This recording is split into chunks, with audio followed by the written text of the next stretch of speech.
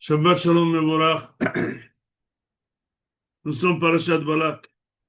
Baruch Hashem, au moins les goïms connaissent notre force. C'est eux qui ont décidé que attaquer Israël par des tanks ou par des avions, ça n'ira pas. Il faut absolument amener une force spirituelle. Et ils ont eu affaire à Bilham, qui aurait des forces spirituelles qui équivalaient à Moshe Rabbeinu, qui était une grande personnalité et qui avait le pouvoir de maudire Am Israël pour faire cela. Et Balak, ça veut dire Moab et Midian, ils étaient tous d'accord que le Koah Anu est dans la bouche et donc il faut amener une contrepartie, quelqu'un qui aurait la force dans la bouche.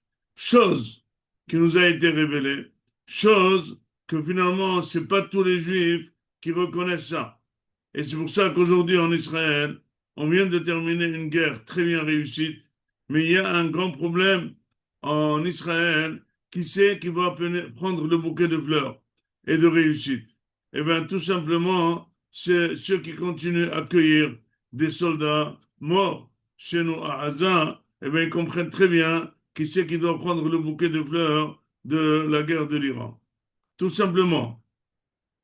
Akadosh Baruch Hu amène toujours une confusion entre les situations et on ne sait pas exactement qui est le chef.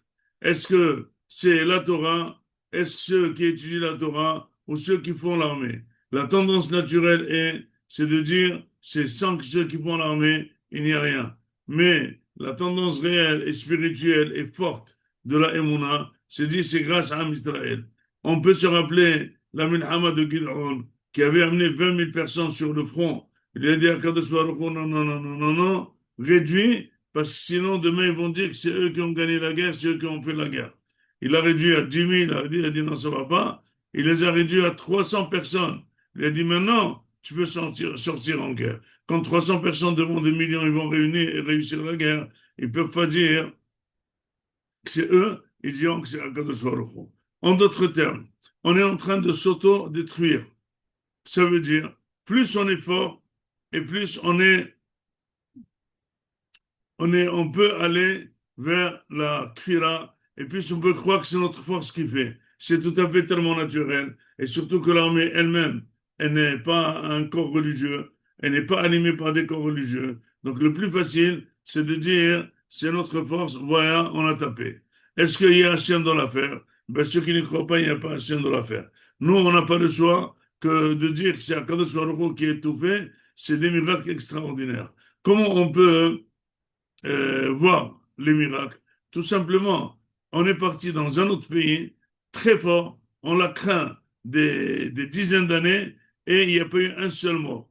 Alors qu'on est en train, une armée entière à Gaza, et on se l'accueille. Une fois 10, une fois 7 soldats, une fois 5 soldats, une fois 15 blessés, une fois 20 blessés. On ne sait pas comment ça marche, tout simplement. C'est pour dire à Kadosh Baruch Hu, il est en train de nous dire à nous, à Am Israël, à l'armée, que finalement, c'est pas la force qui fait, c'est Akadosh Baruch Hu qui décide. Et c'est pour ça, de manière très claire et nette, que la suite logique de la réussite de la guerre par l'armée, c'est d'annuler toute la force spirituelle de Ham Israël et de décider d'engager les jeunes étudiants dans la Torah, les jeunes Avrechim, les engager dans l'armée. Pour dire, c'est pas qu'il y aurait que la Torah, c'est pas qu'il y aurait une association entre la Torah et la force, 50-50, 60-40, 30-70. Non, il n'y a que la force de Am Israël, et ça veut dire l'armée, c'est elle qui gagne. Et c'est pour ça que nous sommes en train de traduire la guerre interpays par une guerre interpays.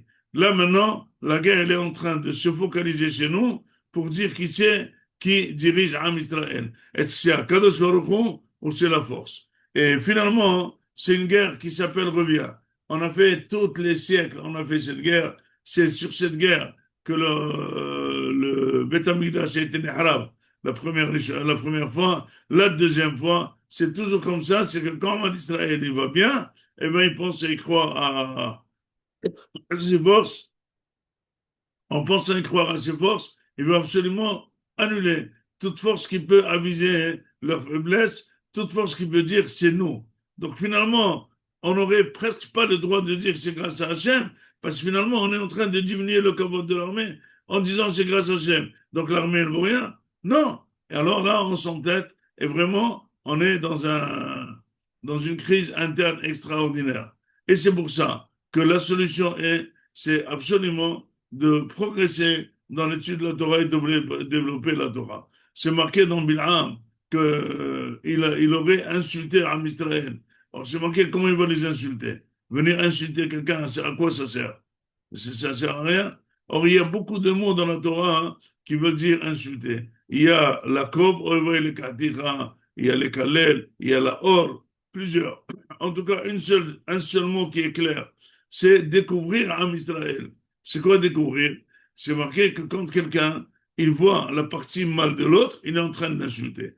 Quand quelqu'un, il parle du national de l'autre, ça veut dire il dévoile la partie mauvaise en lui, et bien là, entre-temps, il expose à des punitions. Bil'am, il était très fort, il avait un seul œil, il était inversé, il savait voir les finesses négatives de Am Israël. Et donc, il a dit, en les reflétant, Akadosh Baruch Hu va s'énerver sur eux, c'est lui qui va faire le travail. Mais qu'est-ce qu'il a fait à Akadosh Baruch Hu? Il lui a changé les lentilles, et tout ce qu'il a dit, il voulait dire de mauvais, il a dit en bon, et finalement, c'est pas que ça n'avait aucun effet, et là, au lieu de les maudire, il est venu, il les a bénis. Une des bénédictions. לא הביט אבל ביעקב ולא ראה עמל בישראל. אומר בלעם, je vois qu'Am Israël, d'abord c'est un âme juste, et deuxièmement, il est toujours enchanté. C'est pas lourd pour eux, Aoudat Hashem.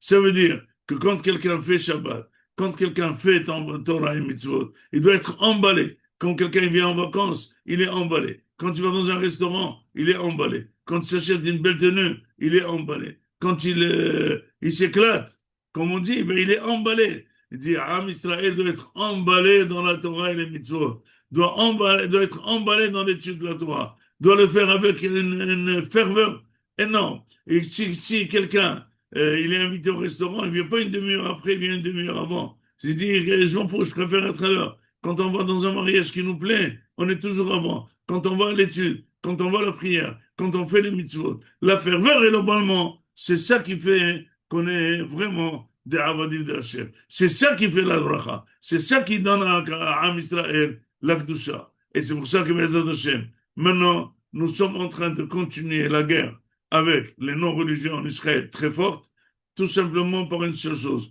en augmentant les chaises des étudiants, en ramenant beaucoup d'Am Israël. Il y a presque 2 millions de personnes qui se rapprochent de la Torah en Israël depuis la guerre de l'Iran. 2 millions de personnes, c'est énorme. Et finalement, en augmentant la Torah, la ferveur, et dans l'étude de la Torah, et dans le mitzvot, nous verrons Yad Hashem, Yeshua, ובעזרת השם נזכה הגואל מהרה בימינו, אמן ואמן. שבת שלום ומבורך.